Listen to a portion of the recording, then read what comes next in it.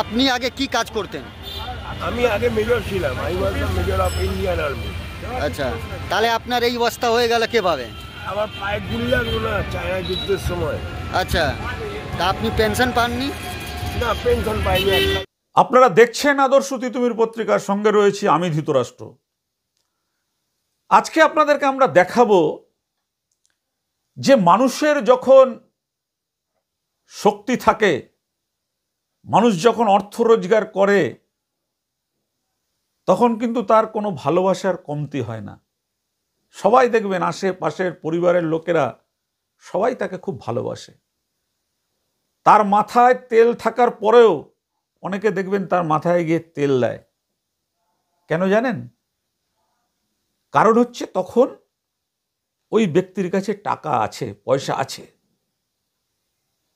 কিন্তু যখন টাকা পয়সা থাকে না, তখন কিন্তু আর কেউ, কোনো আত্মীয় নেই, কোনো পরিজন নেই, কোনো নেতা নেই, কেউ নেই। ঘরের এক খাটের মধ্যে পড়ে শুয়ে খাবার জন্য রাস্তায় মানুষের কাছে হাত পেতে ভিক্ষা করতে হয়। ওষুধের জন্য মানুষের কাছে ভিক্ষা করতে হয়।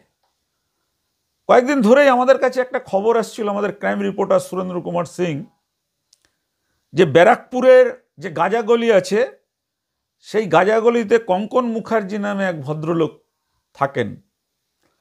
যে ভদ্রলোক সেনাবাহিনীর একজন মেজর ছিলেন। উনি যা বলছেন, কাগজপত্র যা দেখাচ্ছেন, তাতে বোঝা যাচ্ছে যে কাগজপত্র তো আপনাদের সামনে আমরা তুলে ধরতে পারছি না। এই কারণেই, কারণ হচ্ছে আপনারা জানেন যে ইউটিউব অনেক নিয়ম আছে, সেই নিয়মের ফাঁসে পড়ে গেলে ভিডিও ডিলিট হয়ে যাবে, অনেক কিছু হতে পারে। তো সরাসরি তিনি যে রাস্তার যে হাত চালক, যে রিক্সা থাকে প্রতিবন্ধীদের, সেই রিক্সা চালিয়ে ব্যারাকপুরের চিড়িয়ার মোড় থেকে আসছিলেন। এবং সেখানেই আমাদের ক্রাইম রিপোর্টার সুরেন্দ্র কুমার সঙ্গে তার দেখা হয়ে যায়।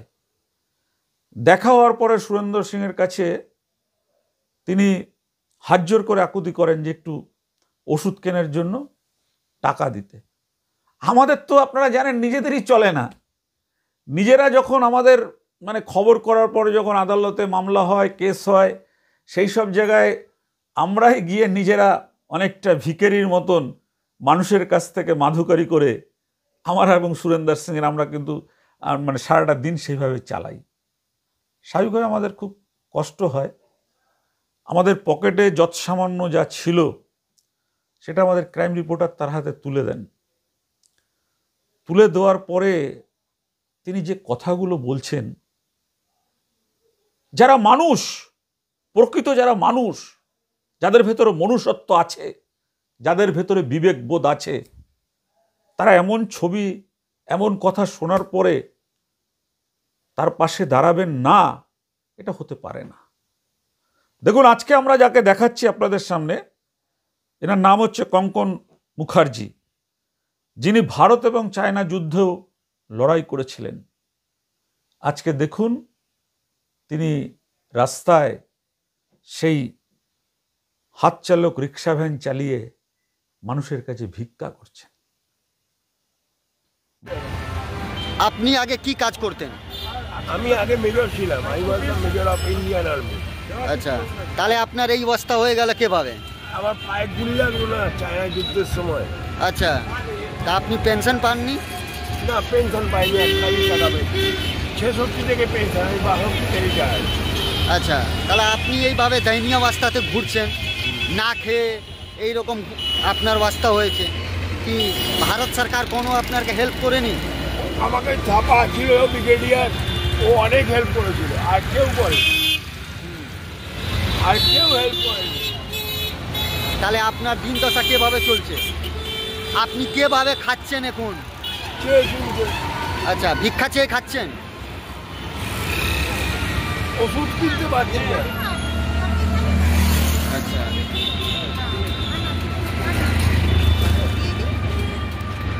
ভগবান তোমাদের দু হাতে দিন। কত বছরে আপনি আর্মিতে ছিলেন? আর্মি, হ্যাঁ, আমি 62 লড়াই করেছি। আচ্ছা, 62তে লড়াইও করেছেন? ওই সময় আমার পা গেল। আচ্ছা আচ্ছা আচ্ছা। এটা করে এখানে খুলে চায়নার।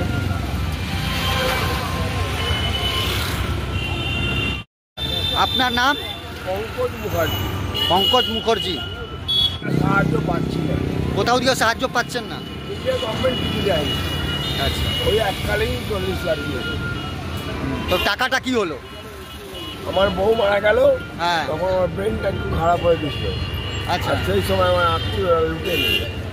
ও, আপনার মাঝখানে মানসিক স্থিতি খারাপ হয়ে গেছিল, হ্যাঁ, তারপরে আপনার টাকাগুলো সব নিয়ে নিয়েছে। আমার বাড়িও দখল করে রেখেছে। বাড়িও দখল করা হয়েছে। আপনার কোনো ছেলে মেয়ে নেই? উকিল মুকিল সব হয়েছে। আপনার কোনো ছেলে মেয়ে নেই? ছেলে ছিল, আমাকে দেখতে বলে, ছেলের বউ ওর উপরে কেস করে দিয়েছে। আচ্ছা। ছেলে আমায় দেখতে বলে ওর উপরে 498 করে দিয়েছে। আচ্ছা, আপনার বাড়ি কোথায় আছে এখন? এই গাজাগলি। গাজাগলিতে। ঠিক আছে। মানুষের কাছে ভিক্ষা করছেন। যে লোকটা দেশের জন্য লড়াই করলেন, যে লোকটা দেশের জন্য লড়াই করতে গিয়ে তার পাটা কাটা গেল, সেই লোকটা এখন নিজের পেট চালাতে, নিজেকে আরো কয়েকটা দিন বাঁচিয়ে রাখার জন্য মানুষের কাছে গিয়ে হাত পাচ্ছেন ওষুধের জন্য। না, এমন ছবি আমাদের কাছে কাম্য নয়। কিন্তু এই ছবিটা আমাদের খুব কষ্ট দিয়েছে, খুব ব্যথা দিয়েছে। সেই কারণে আজকের আমরা আমাদের ক্রাইম রিপোর্টার সুরেন্দ্র কুমার সিংয়ের একটা অসামান্য প্রতিবেদন আপনাদের সামনে আমরা তুলে ধরছি। যে প্রতিবেদন দেখার পরে যদি আপনারা মনে করেন যে হ্যাঁ, এই যিনি বলছেন মেজর, তার যে প্রচুর টাকা পয়সা ছিল, তার আত্মীয়রা সব জায়গায় লুটে নিয়েছে, আপনারা সবাই একটা ঝড় ওঠান। কারণ আমরা মনে করি যে সোশ্যাল মিডিয়ার মাধ্যমে কিন্তু এখন যে কোনো একেবারে গ্রামের ঘটনা সারা পৃথিবীতে ছড়িয়ে পড়ে। দেখা যাক, যদি আমাদের এই খবরকে আপনারা বেশি বেশি করে শেয়ার করেন, তাহলে সেনাবাহিনীর নজরে এই কঙ্কন মুখার্জির অসহায় জীবনযাপনের, কষ্টের, ব্যথার, বেদনার, দুঃখের জীবনযাপনের যদি একটু সুরাহা হয়, তাহলেই মনে করব যে রিপোর্টার হিসাবে আমাদের এখানে সার্থকতা। আজ এই পর্যন্ত। সকলে ভালো থাকবেন। আর যদি মনে করেন আমরা অন্যদের থেকে একটু ব্যতিক্রমী খবর আপনাদের তুলে ধরি, তাহলে আমাদের চ্যানেলটাকে সাবস্ক্রাইব করে আরো বেশি বেশি মানুষের কাছে আপনারা পৌঁছে দেবেন আমাদের এই খবর। নমস্কার।